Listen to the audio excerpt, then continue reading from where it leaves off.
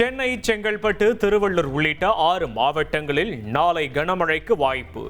காஞ்சிபுரம், திருவண்ணாமலை, ராணிப்பேட்டையிலும் கனமழை பெய்யும் என வானிலை ஆய்வு மையம் தெரிவித்துள்ளது.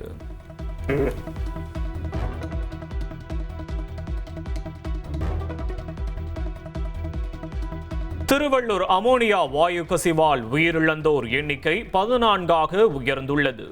ராஜீவ்காந்தி மருத்துவமனையில் சிகிச்சை பெற்று வந்த ஜார்க்கண்ட் மாநில பெண் சிகிச்சை பலனின்றி உயிரிழந்தார். அமோனியா வாயு கசிவு விபத்தில் மீட்கப்பட்ட ஒடிசா மாநில தொழிலாளர்கள் 59 பேர் சொந்த ஊருக்கு அனுப்பி வைக்கப்பட்டனர். சென்னை சென்ட்ரல் ரயில் நிலையத்தில் ஒடிசா மாநில அதிகாரிகளிடம் ஒப்படைக்கப்பட்ட தொழிலாளர்கள் புவனேஸ்வர் எக்ஸ்பிரஸ் ரயிலில் புறப்பட்டு சென்றனர்.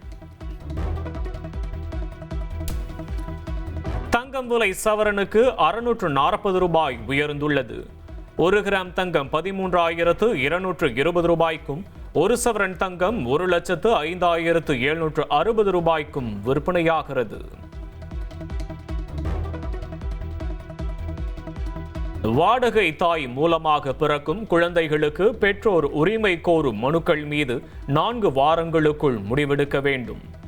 மேஜிஸ்திரேட் நீதிமன்றங்களுக்கு சென்னை உயர்நீதிமன்றம் உத்தரவிட்டுள்ளது.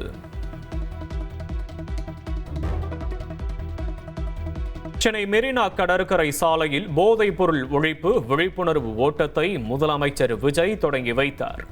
சர்வதேச போதைப் பொருள் எதிர்ப்பு தினத்தை முன்னிட்டு போதைப் பொருட்களுக்கு எதிரான உறுதிமொழியை ஏற்றார். போதை பழக்கத்தால் ஏற்படும் தீய விளைவுகளை நான் முழுமையாக அறிவேன். நான் போதை பழக்கத்திற்கு ஆளாக மாட்டேன். மேலும் எனது குடும்பத்தினரையும் நண்பர்களையும் போதை பழக்கத்திற்கு ஆளாகாமல் தடுத்து அவர்களுக்கு அறிவுரைகளை வழங்குவேன். Start run stop drugs, sports எடு ட்ரக்ஸை விடு விழிப்புணர்வு வாசகத்தை எழுதி கையெழுத்திட்ட முதலமைச்சர் விஜய் போதைப் பொருள் ஒழிப்பு விழிப்புணர்வு ஓட்டத்தை தொடங்கினார். ஸ்டார்ட் ரன் ஸ்டாப் ட்ரக்ஸ் என்ற உயரிய நோக்கத்துடன் சர்வதேச போதைப் பொருள் எதிர்ப்பு நாளை முன்னிட்டு நடைபெறும் இந்த மகத்தான ஓட்டத்தில் தமிழ்நாட்டின் எதிர்கால தலைமுறையை பாதுகாக்கும் உறுதியுடன் நம்மிடையே எழுச்சியோடு வருகை தந்திருக்கும் நம்முடைய மாண்புமிகு தமிழ்நாடு முதலமைச்சர் அவர்கள் ஸ்டார்ட் ரன் ஸ்டாப் ட்ரக்ஸ் உறுதிமொழிக்கான கையெழுத்தையிட்டு சிறப்பித்திருக்கிறார்கள். போதைப் பொருள் ஒழிப்பு விழிப்புணர்வு மாரத்தானை தொடங்கி வைத்த முதலமைச்சர் விஜய் பொதுமக்களுடன் இணைந்து மாரத்தானில் பங்கேற்றார். அண்ணா நினைவிடத்திலிருந்து கலங்கரை விளக்கம் வரை ஓட்டம்.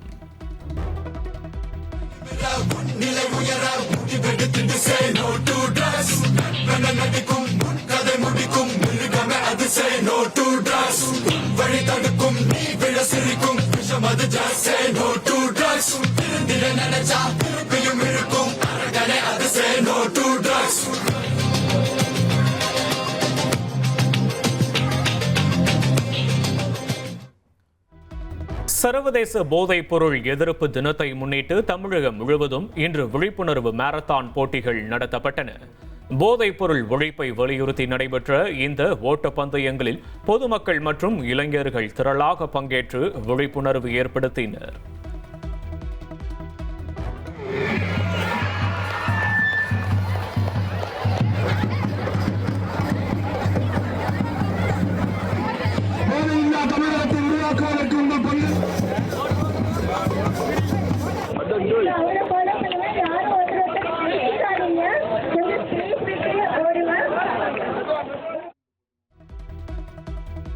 போதைப் பொருள் இல்லாத சமுதாயத்தை உருவாக்க தமிழக மக்கள் கைகோர்க்க வேண்டும் என தமிழ்நாடு பொறுப்பு ஆளுநர் அருளேகர் அழைப்பு. போதைப் பொருள் தேசத்தின் எதிர்காலத்தை பலவீனப்படுத்துவதால் விழிப்புணர்வை ஏற்படுத்தி பாதிக்கப்பட்டவர்களுக்கு ஆதரவளிக்க வேண்டும் என அவர் வலியுறுத்தியுள்ளார்.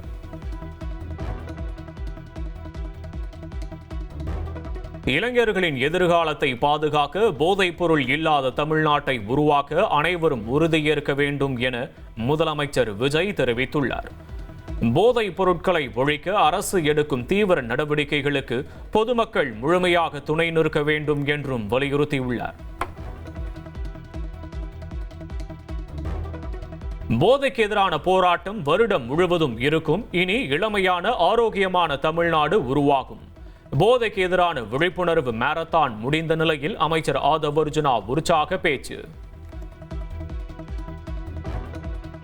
முழுவதும் 38 டிஸ்ட்ரிக்ட்லயும் எல்லா கலெக்டர் எல்லாரும் சேர்ந்து இன்னைக்கு இந்த கேம்பெயின், இந்த பிரச்சாரம் துவங்கியிருக்கோம்.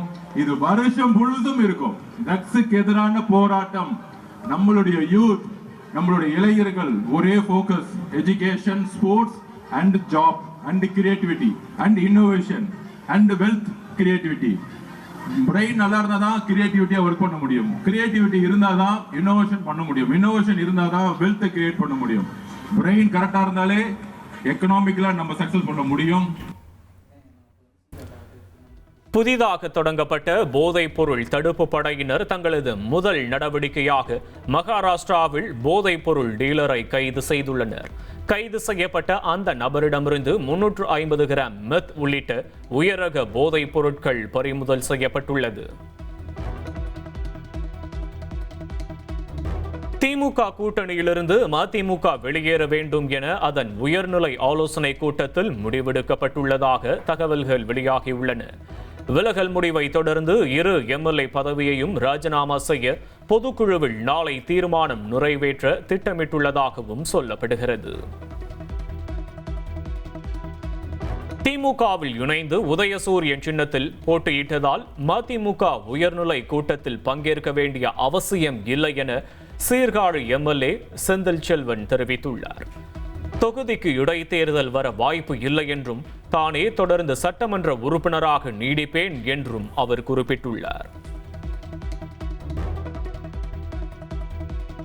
திருச்சி கிழக்கில் போட்டியிடுவது குறித்து இன்னும் முடிவு செய்யவில்லை என திமுக தலைவர் ஸ்டாலின் தெரிவித்துள்ளார்.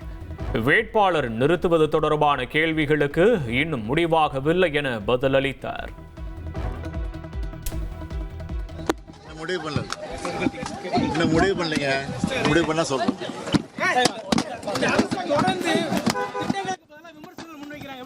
முடிவு பண்ணலைங்க. முடிவு பண்ணா சொல்றோம்.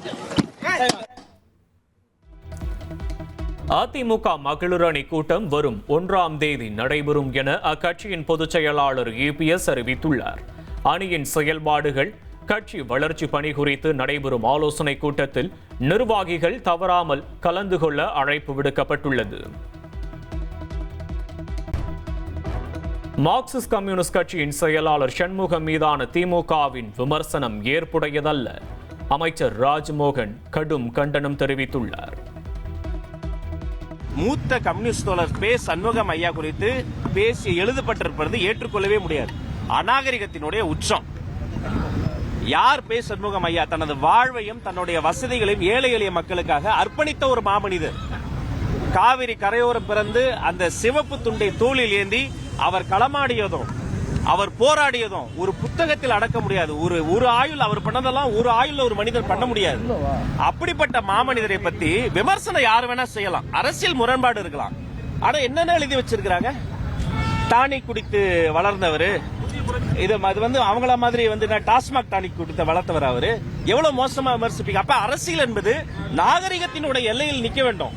முத்தமிழறிஞர் கலைஞர் உயிரோடு இருந்தால் இதை கடுமையா கண்டிச்சிருப்பாரு. முதலமைச்சர் விஜய் தலைமையில் நடைபெறும் IAS IPS அதிகாரிகள் மாநாட்டை ஒட்டி நாளை மறுநாள் தலைமை செயலர் ஆலோசனை. வரும் திங்கள் மற்றும் செவ்வாய்க்கிழமை மாநாடு நடைபெறும் நிலையில் முன்னேற்பாடுகள் குறித்து மாவட்ட ஆட்சியர்களுடன் ஆலோசனை நடத்துகிறார். IAS IPS மாநாட்டால் முன்னாள் அமைச்சர் C. விஜயபாஸ்கர் தாவேகாவில் இணையும் தேதி மாற்றம் செய்யப்பட்டுள்ளது. வரும் திங்கட்கிழமை இணையவிருந்த நிலையில் தற்போது ஜூலை 2ஆம் தேதி இணைவார் என எதிர்பார்க்கப்படுகிறது.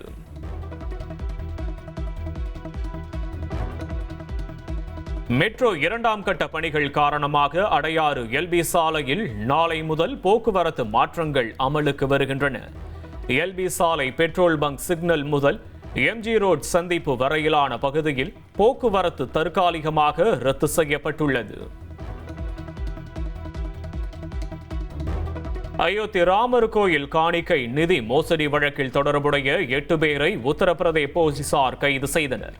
சிறப்பு புலனாய்வு குழுவின் முதற்கட்ட விசாரணை அறிக்கை மற்றும் புகாரின் அடிப்படையில் இந்த அதிரடி நடவடிக்கை எடுக்கப்பட்டுள்ளது. உத்தரப்பிரதேசம் கொஷாம்பி பகுதியில் சுங்கச்சாவடி மீது எல்பிஜி டேங்கர் லாரி மோதி வெடித்தது. சுங்கச்சாவடி ஊழியர்கள் 5 பேர் பலத்த காயமடைந்த நிலையில் லாரியிலிருந்து ஓட்டுநரும் கிளீனரும் கீழே குதித்து உயிர் தப்பினர்.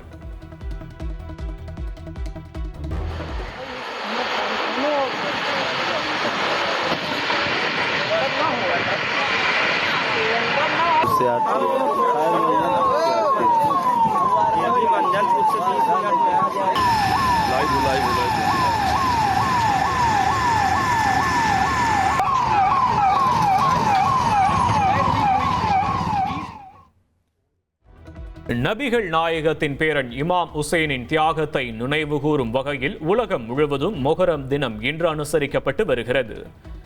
சென்னையில் ஷியா பிரிவு இஸ்லாமியர்கள் கருப்பு உடைகள் அணிந்து 1000 விளக்கு மசூதி நோக்கி துக்க ஊர்வலம் சென்றனர்.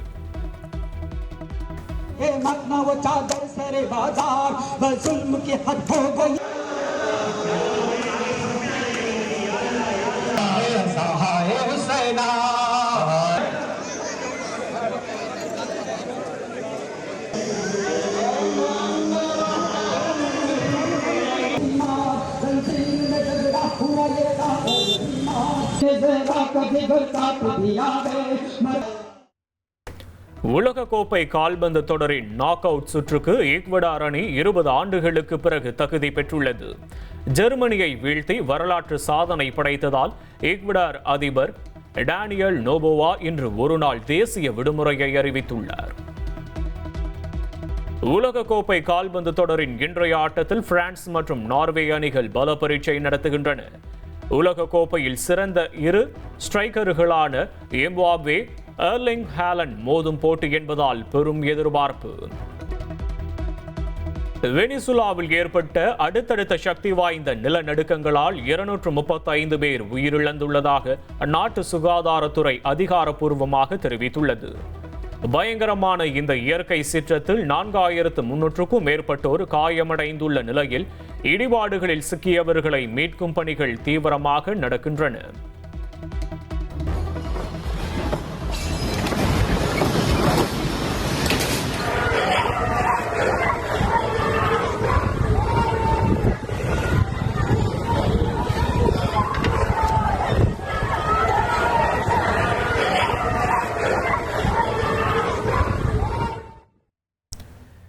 வெனிசுலாவில் அடுத்தடுத்து ஏற்பட்ட சக்தி வாய்ந்த நிலநடுக்கங்களால் விமானம் குலுங்கிய காட்சிகள் வெளியாகியுள்ளது.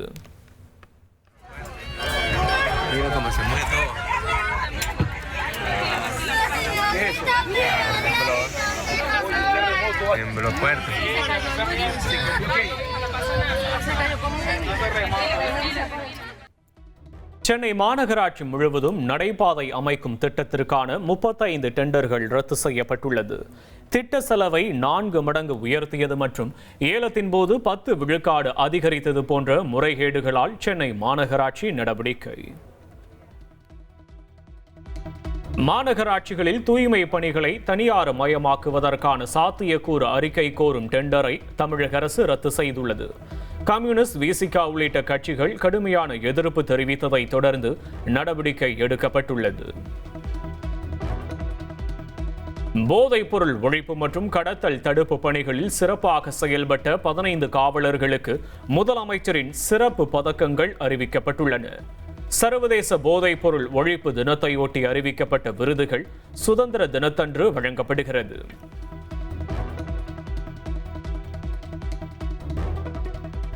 தமிழகத்தில் உள்ள அரசு கலை மற்றும் அறிவியல் கல்லூரிகளில் நடப்பாண்டு 20% கூடுதல் இடங்களை நிரப்ப அரசு அனுமதி அளித்துள்ளது.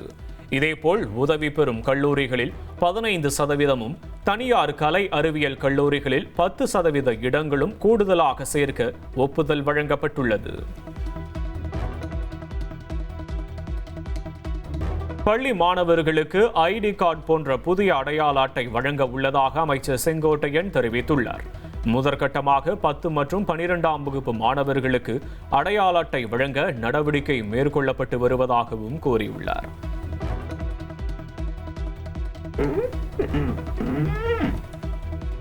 அதற்கான பணிகளையும் முதல்வர்கள் ஆணையிட்டு இருக்கிறார்கள். அந்த அடிப்படையில் முதல்வருடைய உத்தரவுக்கு இணங்க அந்த பணிகள் நிறைவேற்றப்படும். அவருடைய முகவரி, அவருடைய ஜாதி சான்றிதழ், அவருடைய பிளட் குரூப், அதற்கு பிறகு ஆதார் அட்டை, அவருடைய தொலைபேசி எண் அனைத்தும் அதில் இணைக்கப்படும் என்பதை மகிழ்ச்சியோடு தெரிவித்துக் கொள்கிறேன். ஒரு ஐடென்டி கார்டு நீங்கள் வைத்திருப்பதைப் போல ஒவ்வொரு மாணவர்களுக்கும் 10, 12 படிக்கின்ற மாணவர்களுக்கு முதல் கட்டமாக வழங்குவதற்கு நடவடிக்கை மேற்கொண்டு வருகிறோம். அது விரைந்து அந்த பணிகளை முதல்வருடைய உத்தரவோடு நிறைவேற்றுவோம். நெல்லையப்பர் கோயில் ஆணி தேரோட்ட விழாவில் சாதி சின்னங்களை பயன்படுத்த காவல் ஆணையர் அதிரடியாக தடை விதித்துள்ளார். நாளை மறுநாள் தேரோட்டம் நடைபெற உள்ள நிலையில் தடையை மீறுவோர் மீது கடுமையான நடவடிக்கை எடுக்கப்படும் என எச்சரிக்கப்பட்டுள்ளது. கத்தார் கேஸ் ஆலை விபத்தில் உயிரிழந்த நெல்லை இளைஞர்களின் உடல் சொந்த ஊர் கொண்டு வரப்பட்டது. விமானம் மூலம் திருவனந்தபுரம் கொண்டு வரப்பட்ட உடல்கள் அவர்களது சொந்த ஊரான ராதாபுரத்தில் அடக்கம் செய்யப்பட்டன.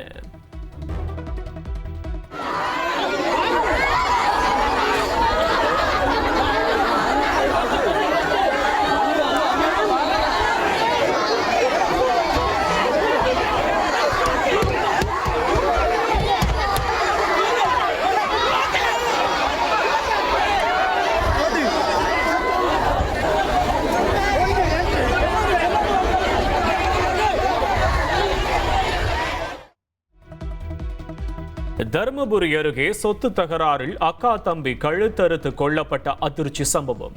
கொடூர கொலை தொடர்பாக உயிரிழந்த மாதேஷின் மனைவி உட்பட 5 பேரை பிடித்து அணியமான்கோட்டை போலீசார் தீவிர விசாரணை. சென்னை அனங்காபுத்தூரில் சேர்ந்து வாழ மறுத்த பெண்ணை பெப்பர் ஸ்ப்ரே அடித்து வெட்டி கொலை செய்த இளைஞர் பெங்களூருவில் அதிரடியாக கைது செய்யப்பட்டார். கைது செய்யப்பட்ட இளைஞர் விமானம் மூலம் சென்னை அழைத்து வரப்பட்ட நிலையில் தீவிர விசாரணை நடத்தப்பட்டு வருகிறது.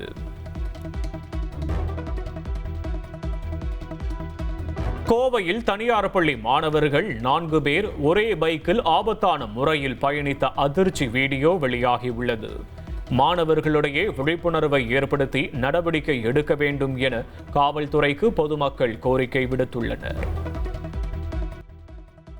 நாமக்கல் பள்ளிப்பாளையத்தில் சீல் வைக்கப்பட்டும் சட்டவிரோதமாக இயங்கி வந்த சாய ஆலையில் அமைச்சர் விஜயலட்சுமி நள்ளிரவில் திடீர் ஆய்வு மேற்கொண்டார். ஆலையில் மின்சாரத்தை துண்டித்து தொழிலாளர்கள் இருட்டில் பதுங்கிய நிலையில் கடுமையான சட்ட நடவடிக்கைக்கு அமைச்சர் உத்தரவிட்டுள்ளார். ஓட்டக்கூடாது சீல் வச்சிருக்கானே. யாரு நீ? இருங்க பயந்துட்டாரு. இருங்க பயப்படாது, வாங்க பொறுமையா. திக்குன்றது எனக்கு.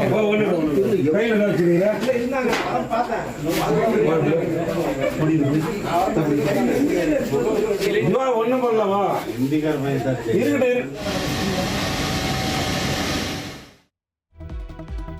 தொழிலதிபர் கேதன் அகர்வால் கொலை வழக்கில் தனது மகள் குற்றவாளி என நிரூபிக்கப்பட்டால் சியா கோயலுக்கு மிக கடுமையான தண்டனை வழங்க வேண்டும் என அவரது தாய் கோரியுள்ளார்.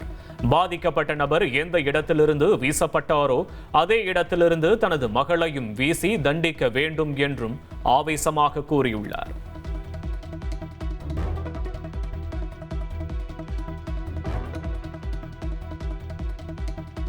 இந்திய உளவுத்துறையின் புதிய இயக்குநராக மகேஷ் தீட்சித்தை மத்திய அரசு நியமித்து உத்தரவிட்டுள்ளது. தற்போதைய இயக்குனர் தபன்குமார் தேகா ஓய்வு பெறுவதை அடுத்து 2 ஆண்டுகளுக்கு மகேஷ் தீட்சித் இயக்குநராக நியமிக்கப்பட்டுள்ளார்.